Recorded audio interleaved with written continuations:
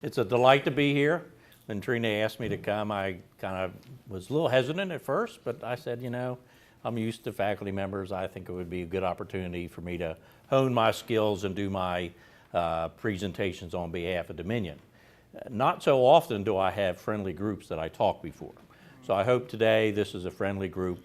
If I use a vernacular, pipelines are kind of complicated. If I say something you don't understand, just raise your hand. You ask me to clarify, I'll be glad to stop. I'm going to use a PowerPoint, which I will make available to Trina later on, although I'm not going to show the PowerPoints. I'll just use it as a talking points, but it'll be available. For many of you may not know anything much about Dominion. In this area, it's Dominion Hope. We provide you the natural gas service that keeps your house warm in the wintertime. We provide the backup service for Morgantown Energy Associates when they're not using coal or for startup fuel. So we're a pretty prominent figure in the Morgantown area. Some history of the Dominion companies. Standard Oil of New Jersey was a Rockefeller Corporation. I'm sure if you drive down 79, you'll see Jack Schock's barn right around Lost Creek, and it kind of shows you a little bit about his dismay of our company. But we were at one time a Rockefeller Corporation called Standard Oil of New Jersey. Well, the SEC in the late 1800s said, well, you had a monopoly, you're going to have to split that monopoly, and you're going to have to create two companies. So they created Exxon, which was the oil-based company, and they created Hope Gas, which was the natural gas company. So we've been in business, housed in our corporate structure was in West Virginia from the very beginning. We've been in this area for over 115 years. And we think we know what we're doing from a pipeline perspective. We've been doing it for quite some time. But Dominion came in around 2000. We had a merger, friendly merger. It was a wonderful merger. And we created what is now the leading provider of energy and energy services in the Midwest, Northeast, and Mid-Atlantic area. We operate 3 nuclear power plants. We operate multiple coal-fired power plants. We have 23,600 megawatt of electric generation. So we have a fairly significant footprint. We were the largest electric generator in New England until the EPA forced us to close most of our coal plants, and they were the older coal plants in the New England area. In West Virginia, Dominion Transmission is the pipeline company, and we operate over almost 11,000 miles of natural gas transmission. We are the United States, the second largest underground storage operator in North America, with almost with 950 billion cubic feet of natural gas storage. For those of you who don't know that, one of the largest storage fields in the world is located right at Lost Creek, which is Lost Creek Finn-Kennedy storage field. It's a huge storage field, 33 miles long, 11 miles wide. The storage field that keeps Morgantown warm in the winter is our Bridgeport storage field. And it's located, if you see that Exxon station right off the Jerry Dove Drive, that's the epicenter of our Bridgeport storage field. We have a feed coming out of that storage field when it's really cold in Morgantown, and we struggle with using native production to be able to keep Morgantown warm. We turn on the valves in that Bridgeport storage field, and that's what keeps you warm in the wintertime. Most of the folks in this area don't really know that. That's just some little trivia as we begin our pipeline journey across down through the North Carolina area. Dominion has certain specific values, and every meeting that we start, and I neglected to do that today, we start with a safety briefing. And obviously today in Morgantown, we had some really tough issues from a safety perspective. Sad to see, and our hearts goes out to the victims of the tragedy in Morgantown, but Dominion has firm belief in safety. Every meeting that we start, regardless how big, how small, we start with a safety briefing. So that's our core #1 value. Ethics, excellence, and One Dominion are our other core values that we have as a company. I've been in the business for quite some time, and I thought I've seen it all until the past 5 years. I was president of the West Virginia Oil and Gas Association in the year 2000. We hardly had enough customers and we hardly had enough members to have a membership meeting. Come 15, 20 years later, now we have so many members we have to shut off our meetings. So it's just amazing how it's happened so quickly, so fast. With a pipeline, basically we look at what we would do in previous years before this past 2 years. We would look at the ability for us to deliver gas to a certain area. We would go to an LDC, we would go to a large manufacturer and we'd say, we'd like to be able to provide you that gas service and we'll build you the facilities to make that happen. Well, something transformational happened this past year. We had Duke Energy put out an RFP saying, we'd like you to build gas service to our North Carolina area. What's it going to cost for you to do that? And they didn't just ask Dominion to do it, they asked Dominion, they asked EQT, they asked Spectra Energy, they asked NiSource, Columbia Gas Transmission Company to do that. So we competed with an RFP for this gas service. Well, fortunately for us, we were able to pick up other customers along the way, so we created this project called the Atlantic Coast Pipeline, and we won the bid. Duke selected us to provide them that gas service. And we were able to do that by what we would traditionally do is go out and kind of recruit that gas opportunity. So this is a joint venture between Duke Energy, they have 40% of the project, Dominion Resources, and we will use this gas to burn in our electric generation facilities that we have replaced when we replaced our coal facilities. We will use this gas service for that.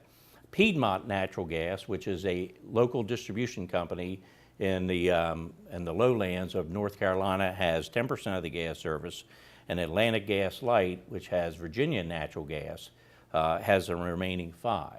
We also, so that leaves us, I think, about 90% prescribed. We have an open season now. We've gone out to an open season, and we've asked other customers in the North Carolina, Virginia area if they would like to have gas service from us. So right now, we are in the process of negotiating for that extra 10% gas service that's out there that's potentially an opportunity for someone else to pick up gas service off this pipeline. You know, when I first started in the business, the $1 million word, well, I thought was a big word. Now we've graduated up to the $1 billion word. This is a $4.5 to $5 billion project. We will need a certificate from FERC. FERC provides us that ability through the Natural Gas Act to apply for a certificate of need. We are right now in the pre-filing process. The pre-filing process allows us to engage in open dialogue like I'm having here today. I will today, after this meeting, I will highlight this meeting. It'll be on record at FERC. Trina will become an official stakeholder. We'll start receiving information and mailings from us as a result of the meeting that we had here today. That's what they call the pre-filing process, and we've done that. I've met with all the commissions in West Virginia. My colleagues have met with their commission and boards of supervisors members in Virginia and North Carolina. And we've had other meetings, open house meetings along the way as well. We want to file for a certificate in the summer of 2015.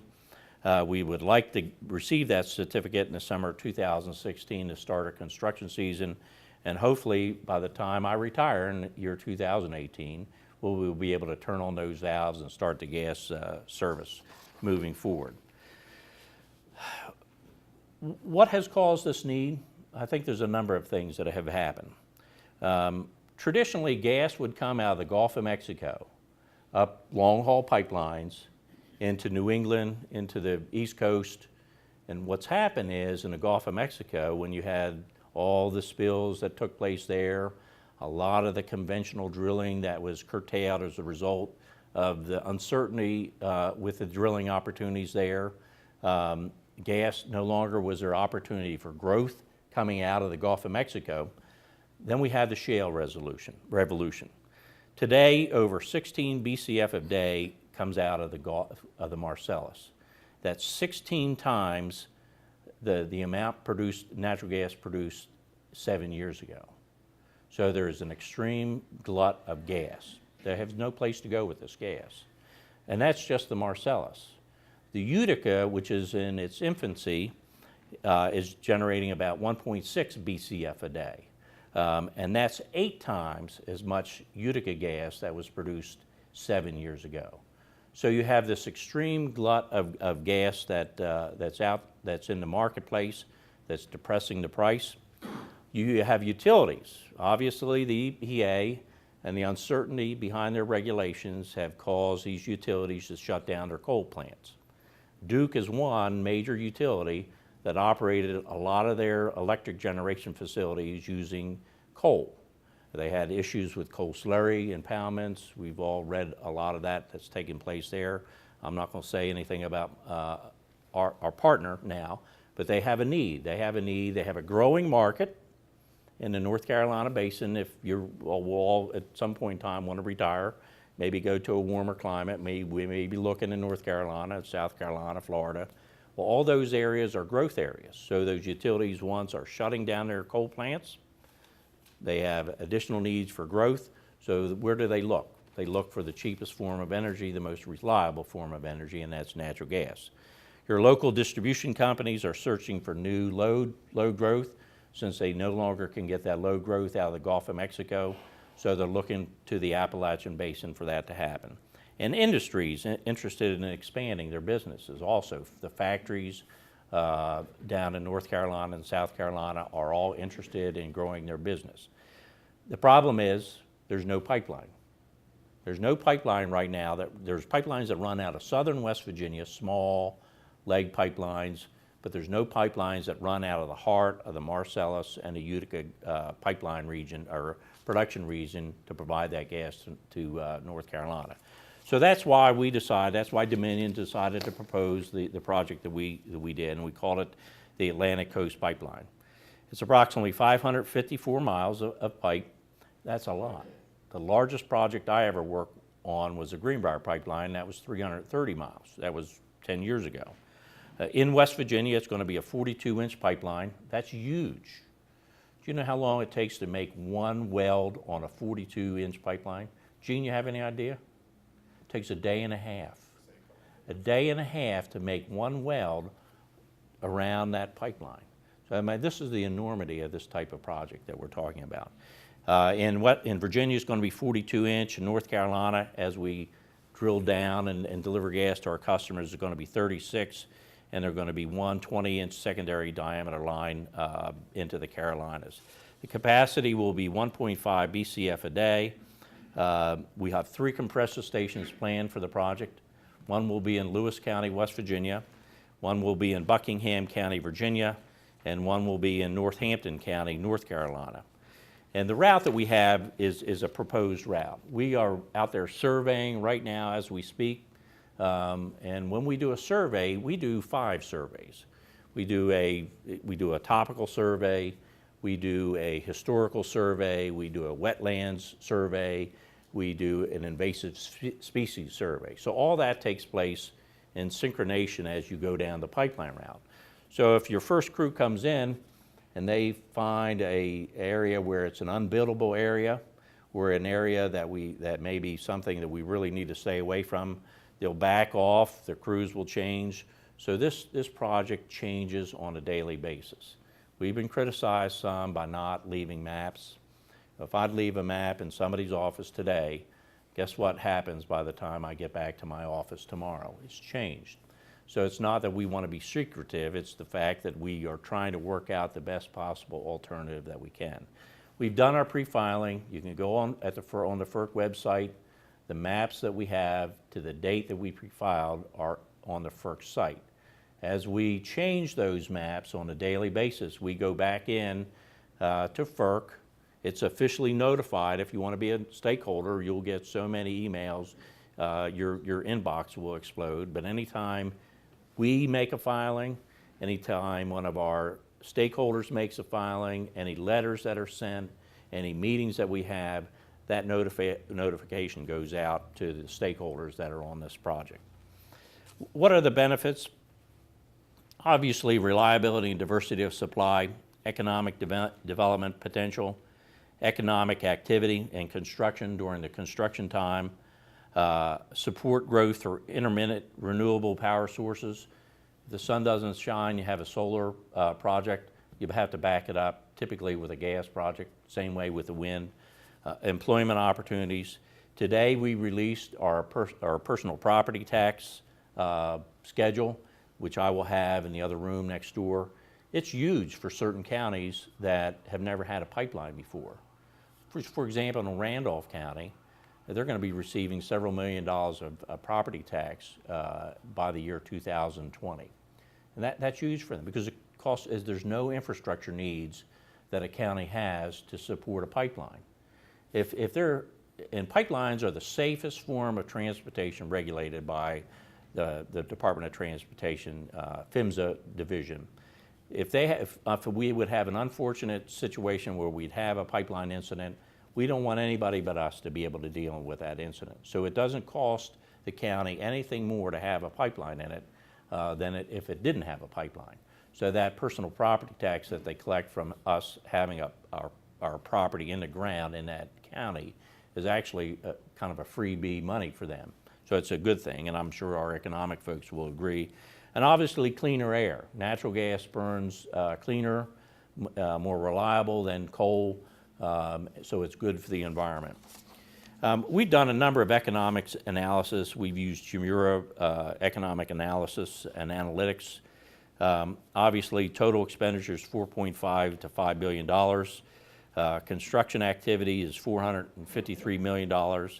Overall jobs is 2,800. These are big numbers, 2,800 jobs during the construction period. In operation, once we start operating, the economic activity will be $69 million per year. On a state revenue basis, it's $418,000 a year with a net job growth of 271 jobs. So we're going to be putting 271 people to work on this pipeline. And I've done economic analysis, and these are in my PowerPoint of what's going to take place in West Virginia, Virginia, and North Carolina. That's there. It's available if you like. On the website, on our website is the Chmura economic analysis that we've done. I won't bore you with a lot of those details. Some of the criticisms are that, if we put a pipeline on your property value is going to go down. I have some property in Doddridge County. I have 3 pipelines on it. My property value is more valuable than it's ever been because I'm right in the heart of the Marcellus territory. They've done some studies. INGA, Interstate Natural Gas Association, has done studies that has indicated that your personal property tax values, your personal property values do not go down. That's a documented fact through studies. And again, the distractors that don't want this project, obviously that's what they're out there saying, the destructive nature of a pipeline, the property values will go down, but that's inherently not true, and it's proven by studies. And there's been actually 4 studies that I have listed on my PowerPoint that'll tell you that as well. Property insurance goes up.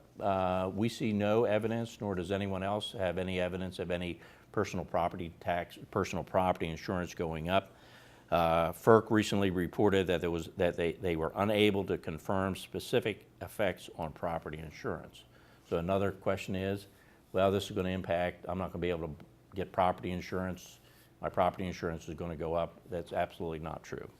And all that is documented through the FERC and through other third-party administrators who have documented that. And again, as we move forward on this project, I've gone over the time guidelines. Our next approach, we will have a series of open houses all across the pipeline corridor in January. Those are also listed on our webpage. In West Virginia, we will have one in Doddridge County, we will have one in Lewis County, and we will have one in Randolph County. And the Doddridge County and the Lewis County open houses take in a second project, which at the very end of my presentation I'll talk about as well. The pre-filing process calls for a lot of public participation. I've been out there on the road. I've not been to my office. I'm out there every day talking about this project to public officials, landowner groups, environmental groups. We don't shy away with meeting with environmental groups. If they have questions, we're out there trying to ask them. We won't go to a pipeline burning event. there's really no reason for us to do that, and we've been criticized for not attending certain meetings. But if I know that I'm not going to get objective audience or be able to provide some objective information, there's really no reason for me to attend those meetings. But if someone wants to have a meeting, they schedule a meeting, and it's a good objective meeting, I don't mind going to those meetings. Project contact vehicles, obviously, I have addresses here all on my web, on my PowerPoint. First is through FERC. You can either do it through the U.S. mail, you can do it through the web. We have a docket number. Our docket number is PF 15-6-000. You can go on the website. Again, PF 15-6-000. That'll bring you into our website. You can read all the comments that are being made. You can sign up as a stakeholder. You'll get all the FERC electronic mailing notices. Dominion has set up certain websites. We have our own website, and obviously that'll be on my PowerPoint as well. We have a Facebook page. We have an 800 number for landowners. We have a general inquiry 800 number, and then we have an email address. So we feel it's very important for us to continually to have open dialogue like we're having today about this project. You know, Dominion has been building, we say you can't build a 42-inch pipeline in West Virginia. We've been building pipelines in West Virginia since the turn of the century. We think we know how to do it. We think there's no better company but Dominion to be able to make something like this happen. And obviously a project like this, FERC requires us to get all the federal permits applicable to a project. Obviously we get a certificate of need at the FERC. We go through the U.S. Army Corps of Engineers, get all their permits. We work with the U.S. Fish and Wildlife Service to get all their permits. We're working with the U.S. Forest Service and the Mon National Forest, and the George Washington. We cross the Blue Ridge Parkway, the Appalachian Trail. So we're dealing with the National Park Service. So we're making lots of new friends along our pipeline journey. And to say that it's complicated is, I can't express to you how complicated a process this is. Constant conference calls day and night on this project. Days off, it doesn't matter. You got to get on them, and it's really changed my life at a time period where I thought it was going to slow down a little bit. But anyway, that's kind of, and we do special considerations in agriculture areas. The pipeline will be covered in an agriculture area by 4 feet of earth. In a forested area, it'll be 3 foot of earth. We will take out an original 125-foot right-of-way. We will shrink that down to an operational right-of-way of 75 feet.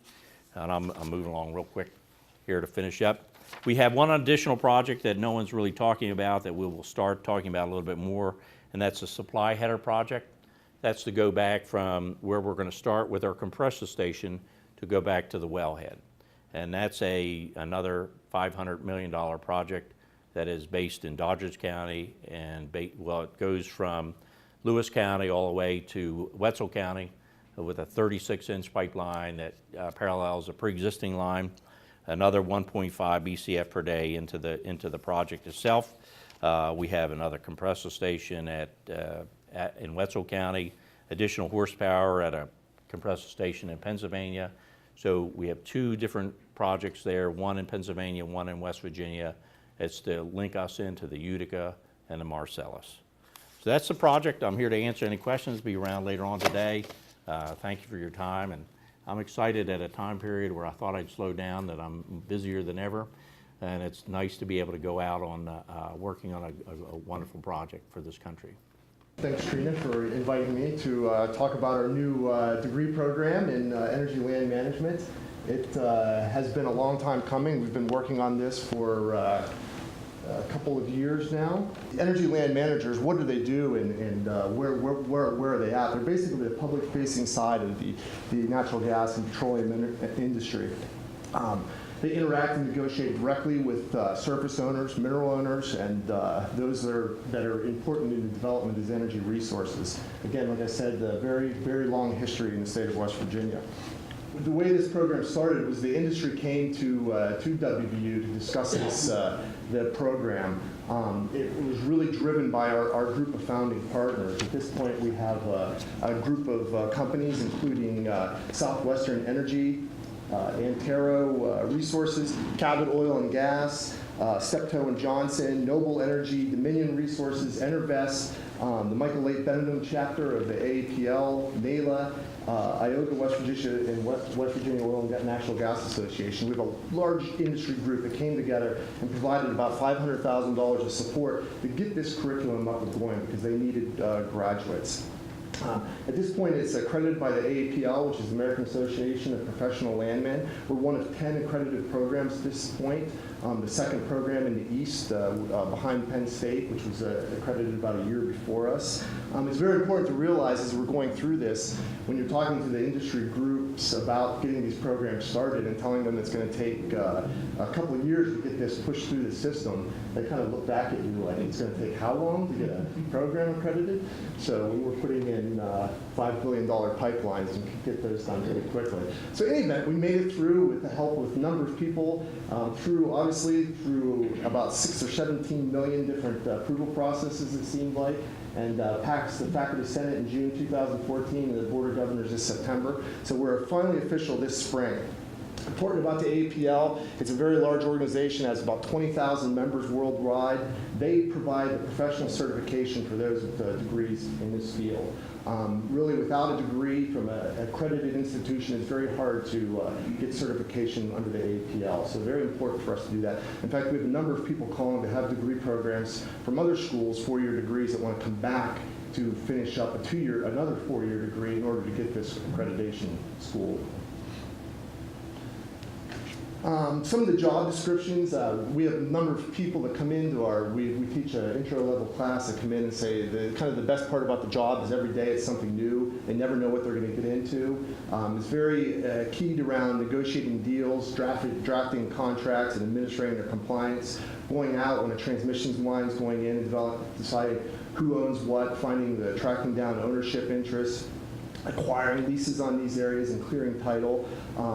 Developing the locations, permitting, preparing land for drilling, post-production management. There's a whole series of things that goes on after a well is drilled and put into production, whether it be declaration of pulled units, handling royalty payments, handling interaction with the public and the royalty owners. So they do a lot of different varied things in the field. They're a very key component of service development. And it's also important to note that many of these people could actually find jobs in the government and state and federal regulatory agencies as well. It was a very challenging program to put together, but I think we did a good job of having it be very multidisciplinary. It's not a repackaging of an existing degree. Again, this is a brand new degree. We have the students have the option of taking classes either in resource economics or within the business school.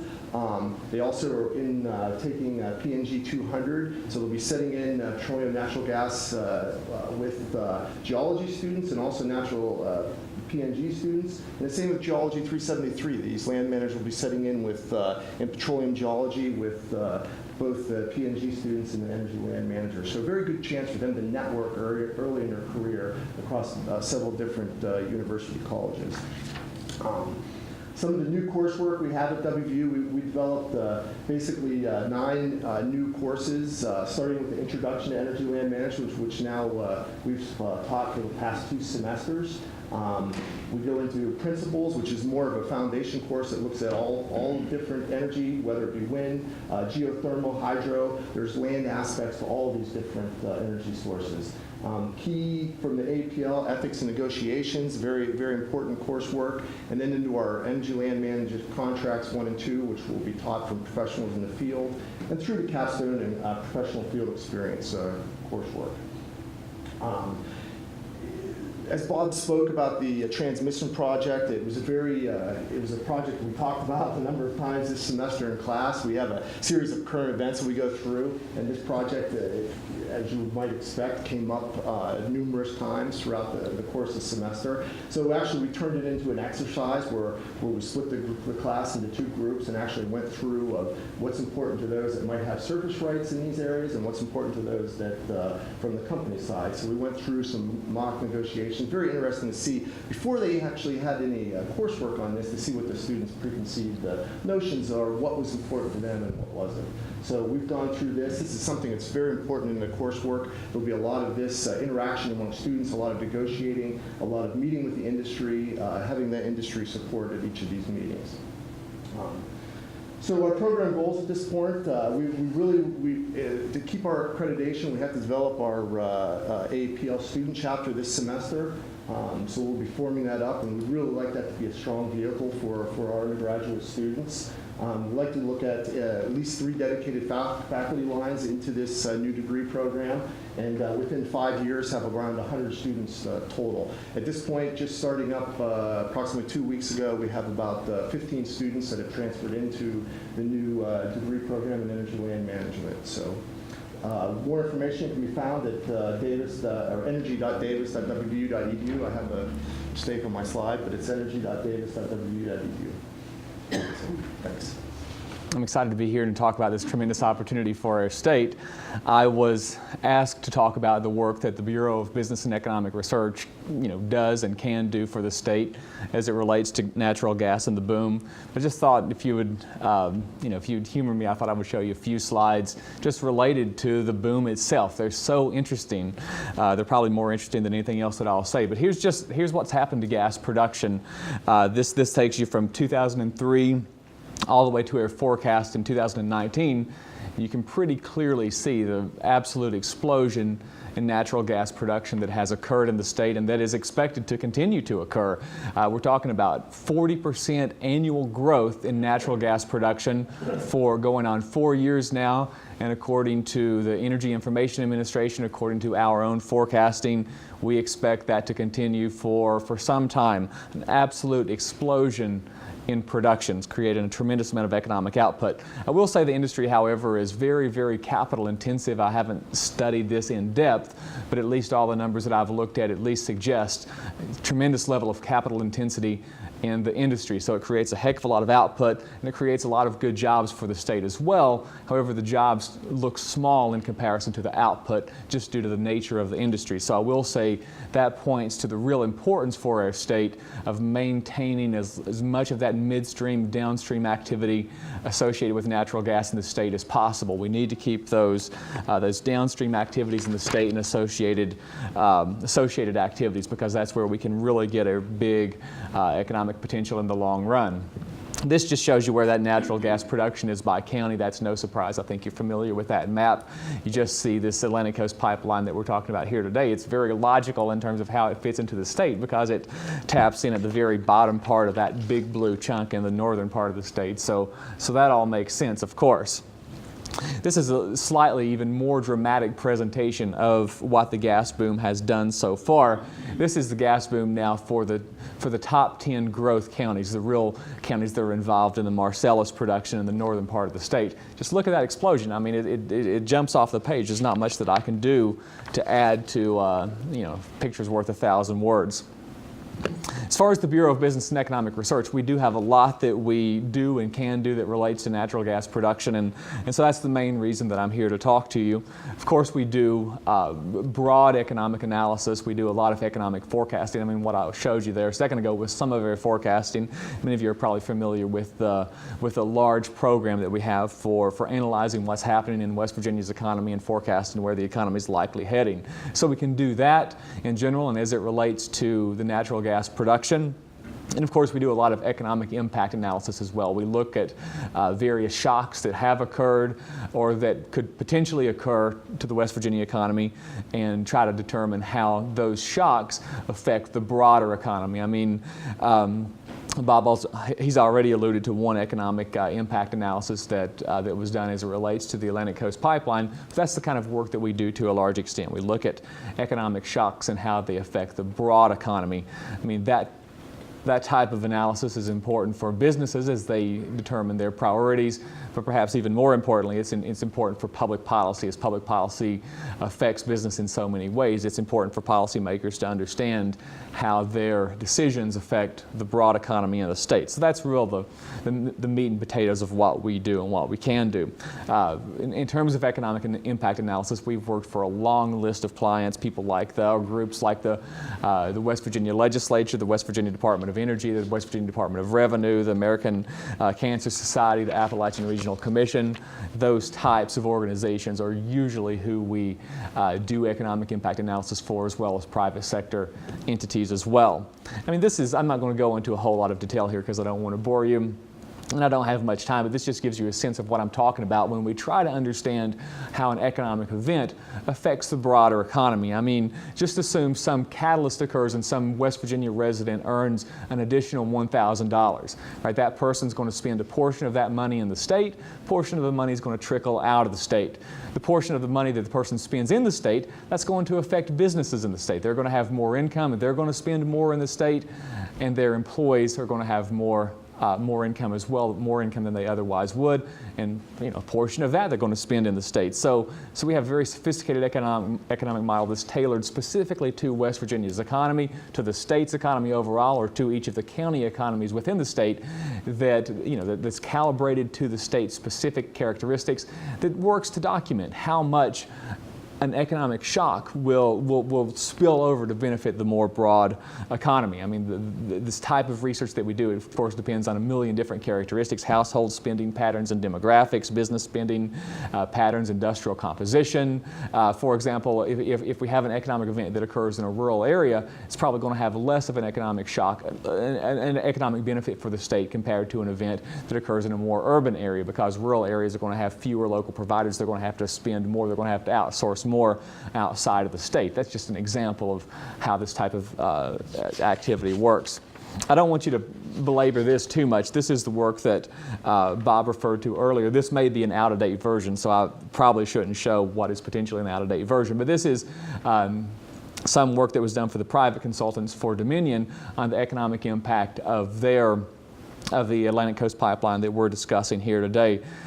It's not labeled 100% properly, but that's the kind of numbers that we look at. We look at the overall spending numbers that the event will generate, the direct numbers, the direct construction cost in this case, and then we look at the other downstream activities that will occur, the additional business income, the additional employee income that will occur in the state and that will be spent in the state to arrive at a total impact, and we do that for spending, and we also do that for how it affects employment broadly. Again, those numbers were provided by a private company. That's the kind of work that we do as well.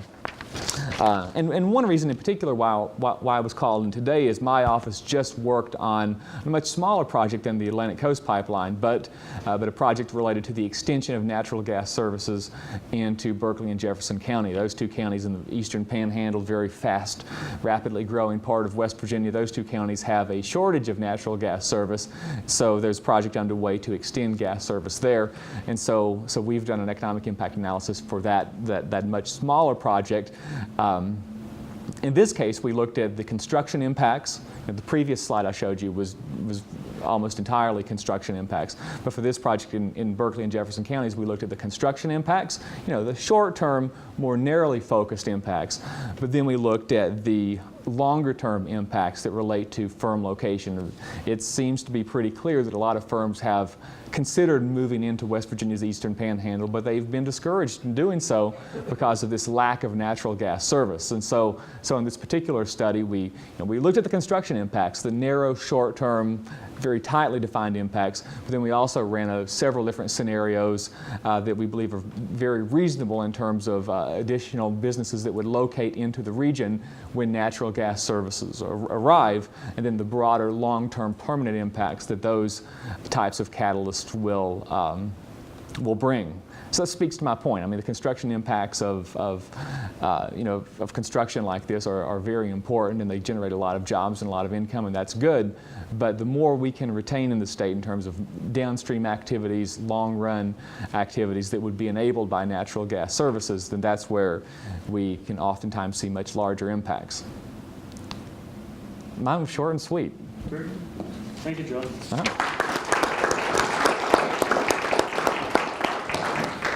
So I'm sure we have some questions for our panelists.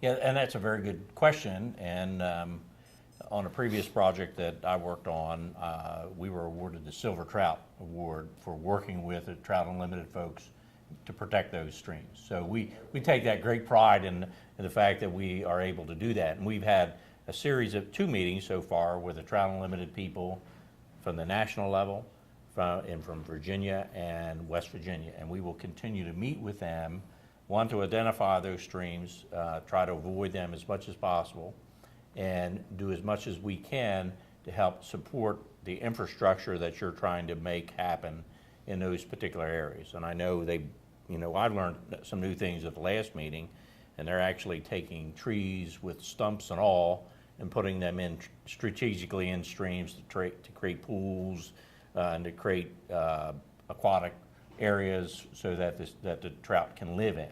And those are some of the things that we will include in our resource report that we do for FERC. We will talk about our meetings, talk about where we agree on things, talk about some things we will do during the construction and after the construction, the operation of the pipeline. So one of the first groups that reached out to us was Trout Unlimited, and we set up that meeting, and we will continue to meet with them. And the other thing we will do, we pride ourselves in doing voluntary environmental improvement days. We're going to be scheduling one in probably Randolph and Pocahontas County, probably in the spring and summer months, to help you all in some of your habitat restoration projects up there as well. So,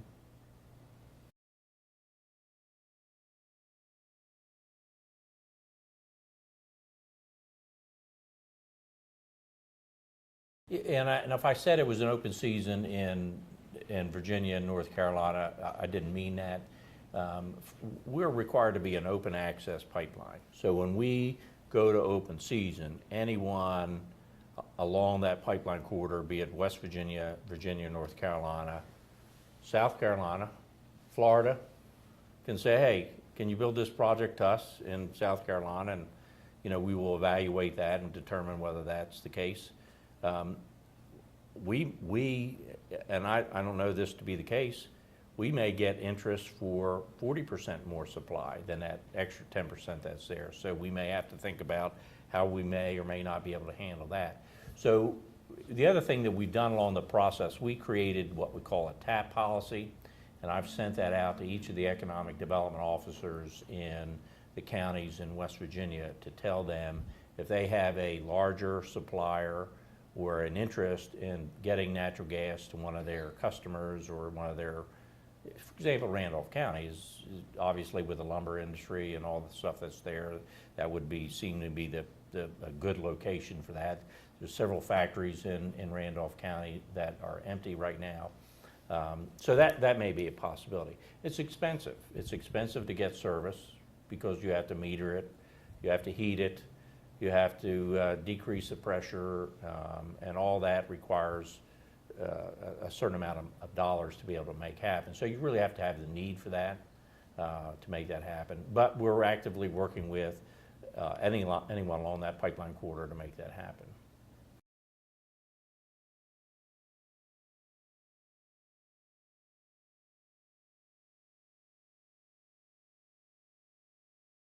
Well, that's another project I didn't talk about at all. And we currently operate the Cove Point LNG import facility on the Chesapeake Bay. And when you think you've seen it all, and then all of a sudden it changes itself overnight. One of the projects I worked on 8 years ago was expanding that as an import facility. Now, we have recently just received export certificate to export gas out of Cove Point. So we have to we have to continue to operate that import facility. We're going to build a completely separate export facility.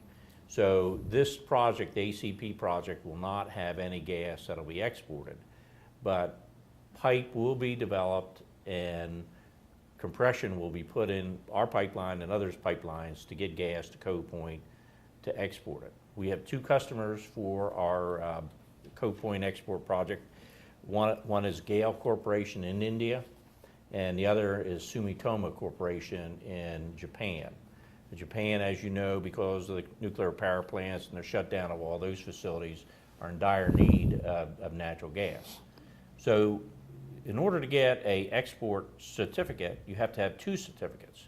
You have to get a Department of Energy certificate, which is highly political, and there's about 14 in the queue right now waiting for a export for certificate.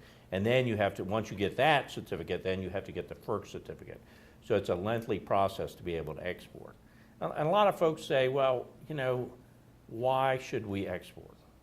Well, if we don't export to our friends, and you can only export to a friendly country. You can't export to a country that may potentially be at war with us at some point in time, although that's probably hard to determine. But we would much rather get it from us than we would them get it from Russia, who every once in a while decides to turn off the gates and make people warm or cold in the winter. So we much rather create allies. And it's that, if you really sit down from a historical perspective and look at what this shale revolution has done to equalize the balance of power in this country, it's absolutely just amazing. If you like the price of gas that you're paying at the pump right now, you can thank the shale revolution for making that happen. Because the oils that come out of the sands up in the Balkans and in the Texan Basin are being processed and made into gasoline. So we're less reliant on importing, and at some point in time, I predict we'll be exporting gasoline or crude oil, and that's what they want to do with a lot of the projects that are happening. Propane, you could, because one of the things that the gas that comes out of the Marcellus is either wet or dry. Wet gas has a higher BTU content, and we can't ship that in our interstate pipelines. So what we have to do is we have to strip the BTU content out of the gas. And that's where you get your propane, your butane, your isobutane, your natural gas, gasoline, and ethane. So once you strip that 1250 BTU gas down to about 1050, you can put that 1050 BTU gas in the pipeline, and you use those other projects as downstream opportunities. The ethane is a crack. You can crack anything. You can crack propane into polypropylene and use that as a feedstock or a chemical or a plastic-based substance. So a lot of what's going to take place is the more pipeline, the more production, the more liquids that are available, the more opportunities I think there are for crackers and for other downstream opportunities in this country. Not only just here in West Virginia, but what you're seeing in the Gulf of Mexico, propane now, and I don't know, anybody in here heat your house with propane? You can show of hands. What happened last year? Propane prices went through the roof. Well, there was a lot of things that took place. One was shut down of some lines, additional use of propane to dry crops. A couple of our plants weren't operational, so we weren't producing the propane, so that spiked the price of propane. Right now, buy propane, you'll like the price. It's cheaper now than it ever is, and normally in heating season it goes up. So there's a glut of propane on the market, and it's actually being shipped to Marcus Hook, put on a ship and sent overseas. So it's the dynamics of the economy and the national security interests have really changed overnight, and it's just amazing to see it happen all right before our eyes.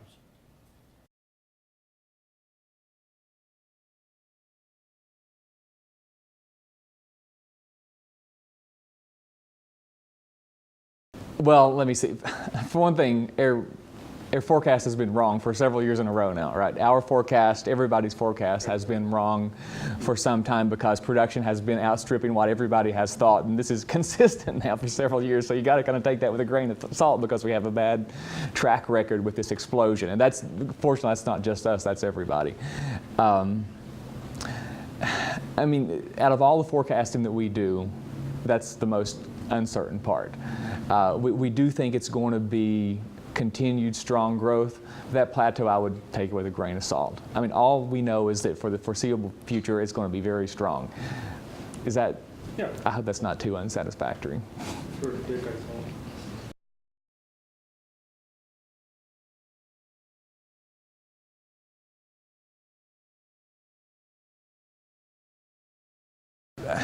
Again, it's so uncertain, and we've been wrong for several years in a row now, but it seems like that's going to drive the demand up. I mean, we haven't taken that into account in our forecast yet, but it seems like it's going to be even more demand, even more production. So, you know, more reason to what I was just saying, that slight leveling off that you see at the end of the forecast period, that may be wrong because it's not taking into account this pretty big shock. And you know, who knows what other kinds of demand drivers are going to occur as we do more to open up export markets, as we discussed, and as crackers come online in the region. Who knows what's going to happen to demand? So, you know, again, take that forecast with a grain of salt. I mean, the only thing I'm confident in is it's going to be continued strong growth.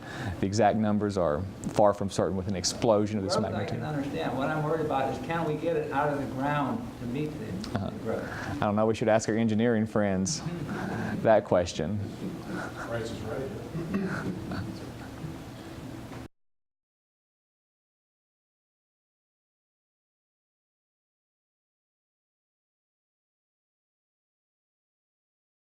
Well, you know, if you look at what I talked about our header project, one pipe goes into Pennsylvania, which is the more drier gas coming out of the ground.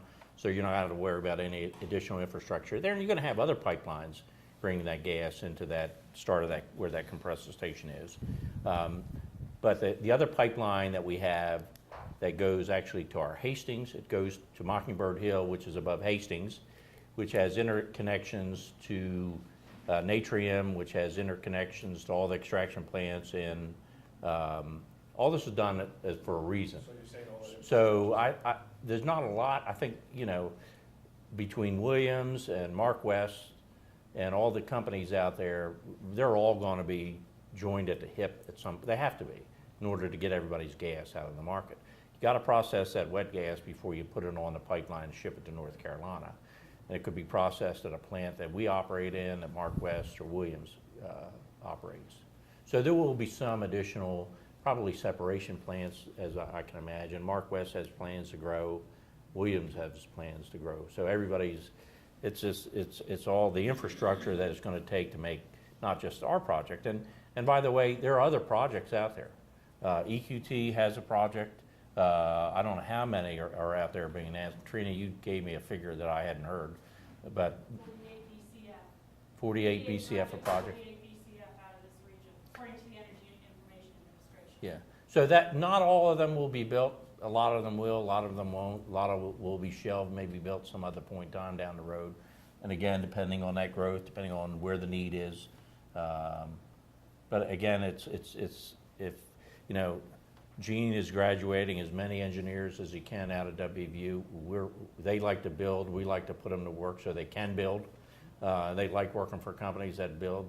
There's a lot of competition these days for engineers. I may see one day, and the next day he's wearing a Mark West shirt, or the next day he's wearing a Williams shirt or an EQT shirt. It's just amazing the dynamics right now in the industry. So. Nigel, one last one.